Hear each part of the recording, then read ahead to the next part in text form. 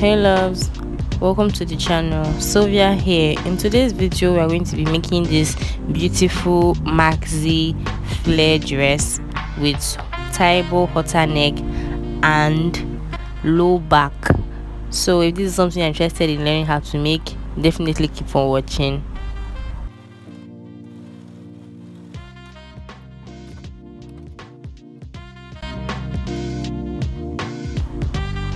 So to begin with this tutorial, we are going to be placing our fabric on fold. So this is me folding the width, which is the yards part of the fabric. By the way, this is Duchess satin and I'm using 3 yards for this particular dress. You can use 3.5, 4 yards depending on how full you want your flare to be. So now this is me reducing the size of the flare. So if you want your flare to be shorter, like you want a short flare dress, you can just do what I initially did, but then that length will be short, will be too short for the dress I'm wanting to make. So I had to reduce the wideness of the flare like this, just what you're seeing me doing in the video, so I can achieve a longer length. So now at the top corner, you want to divide your bust measurement by 4 and include your side seam sewing allowance, and then locate that measurement onto your folded fabric. Once you locate that point, you come up from that point with about 7 to 8 inches, which is your shoulder to armhole measurement, and then mark that line out. So on the top line, which is your supposed shoulder line, we are going to mark your neck width and neck depth. I'm using 3 inches by 3 inches, and then you're going to connect that straight down to your armhole measurement, which is the 8 or 7 inches where your bust measurement lies. So you're going to connect that from the neckline to that point, and then now from your supposed shoulder line, which is the first line, that top line, or the point where your neckline starts, you're going to measure your dress length all around. You're going to measure it at the middle, all around. Take the length and then cut it out.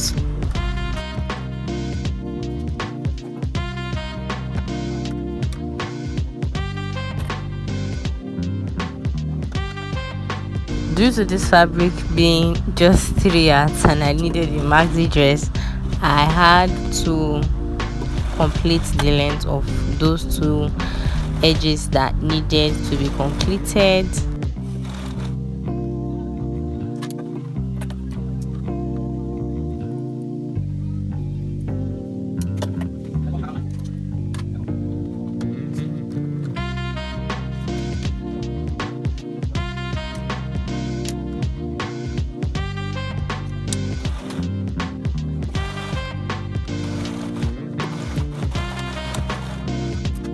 So if you happen to also have to add fabric to your own dress, like to the edge, you want to pin those extra fabric in place, you have to pin them so that you don't misplace them. So this is me just pinning them, and then I took out 1 piece from the 2 pieces that I've cut.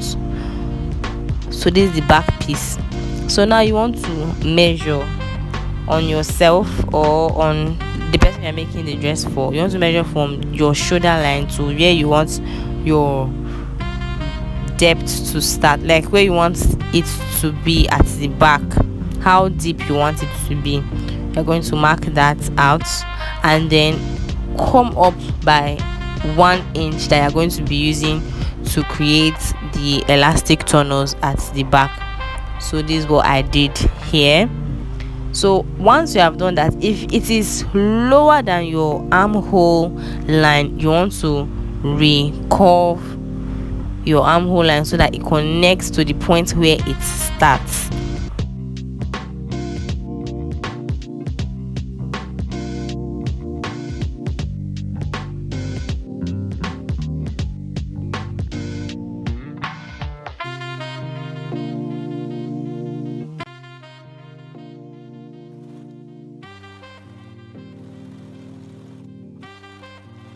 Next step, you want to cut out a straight piece that is going to be in the form of a band that you're going to use for the neck area. I used 88 by, so 88 inches in length and 5 inches width. Now, to begin with the sewing process, first off you want to sew in all those joinings you have at the lower part if you have any, and then create tunnels for elastic for the back piece.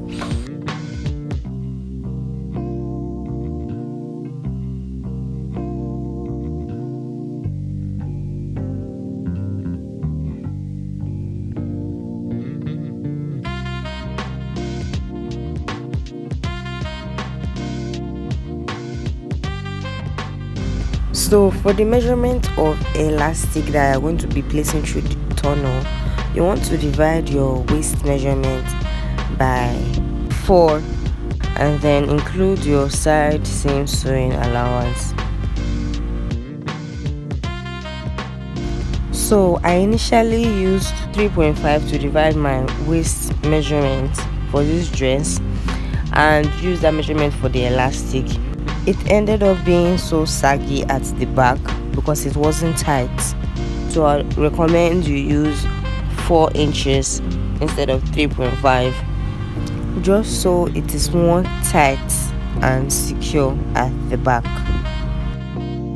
So with the use of a safety pin, feed the tiny elastic through the tunnel and then stitch in place.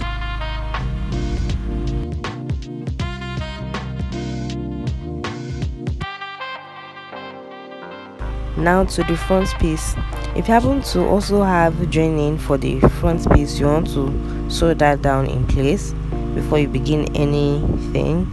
So after that, you want to double fold the armhole area of both sides of the front piece.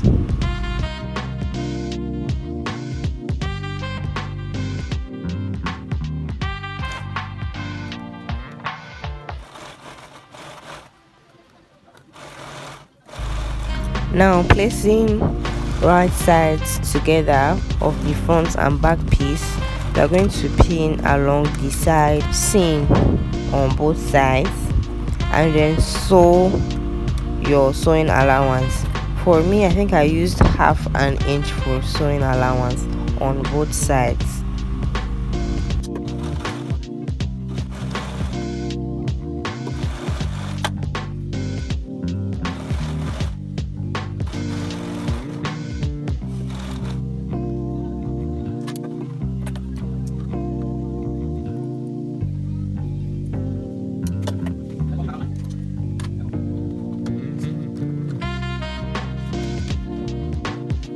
After that, you want to go ahead and double fold the hem of the dress and sew along the folded edge. So now we're going to take our band piece that is to be the collar of the neck, which is 88 inches long and 5 inches in width.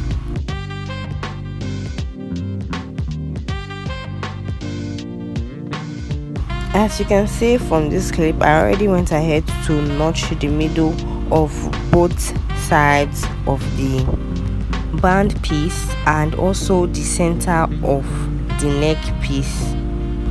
Now you're going to be placing the wrong side of the front piece, which is the neck piece, onto the right side of the band piece.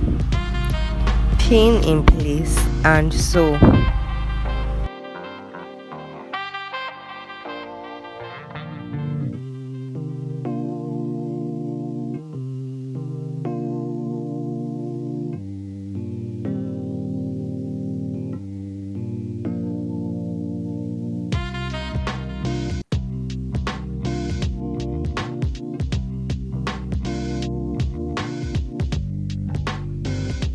After sewing in place, this is what it looks like. Now you want to go to the extreme end of both sides of the band piece and then sew along the edge with like 1/4 inch and stop at where the neckline is, like the neck area. You stop there. So you want to pin this down so your fabric does not stretch all over the place. You want to pin along this edge and then sew, stopping at where your fabric for the front piece starts.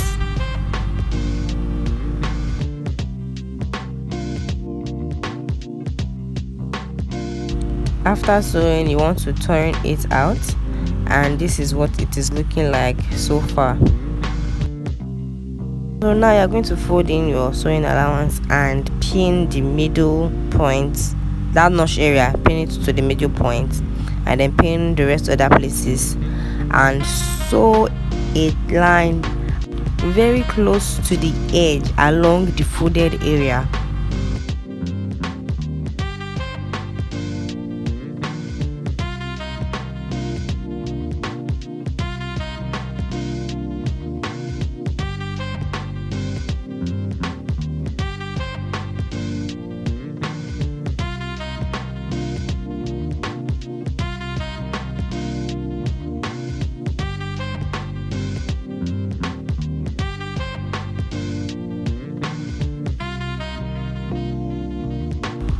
After sewing, this is what we have.